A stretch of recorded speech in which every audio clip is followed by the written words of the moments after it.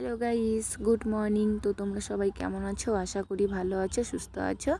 আমি আজকে একদমই বাজে আছি, মানে আমার শরীরটা খুবই খারাপ।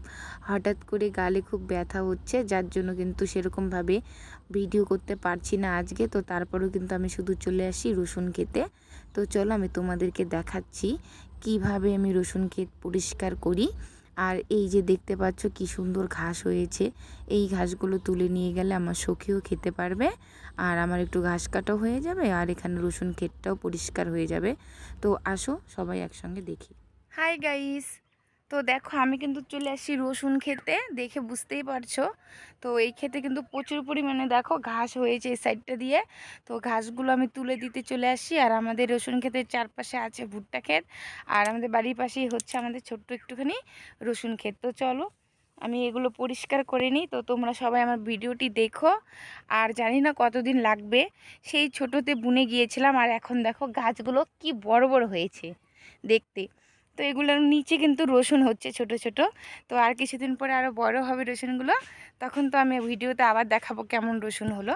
তো চলো এখন আমি ক্ষেতটা পরিষ্কার করে দিচ্ছি, ঘাসগুলো তুলে। এই ভিডিওটা তোমরা দেখতে থাকো, পাশে থাকো। আর তারপরেই দেখো এই যে এই ক্ষেতগুলোতে সাইডগুলো দিয়ে কিন্তু ঘাসগুলো তুলে দিয়েছি, কিছু একটা পরিষ্কার হয়েছে। আর ওই পাশে এখনও আমার তোলা হয়নি, আরও একদিন লাগবে আমার তুলতে। তো যাই হোক, এই ঘাসগুলো কিন্তু দেখো সব একটা ব্যাগে ভরে নিয়েছি, এগুলো শুকিয়ে খেতে পাবে। দেখো কত বড় বড় ঘাস, আর অনেক সুন্দর ঘাসগুলো। তো সাইডে দু একটা ভুট্টা পাতাও ছিল, সেই জন্য দু একটা ভুট্টা পাতা নিয়েছি। তো এগুলো দারুণ সুন্দর খায় সখী।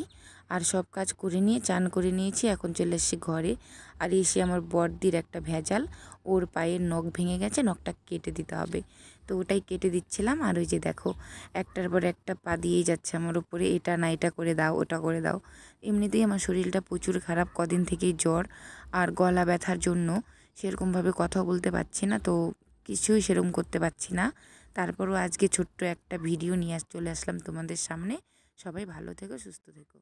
তোমাদের সঙ্গে দেখা হচ্ছে আমার আবার পরের ভিডিওতে। বাই।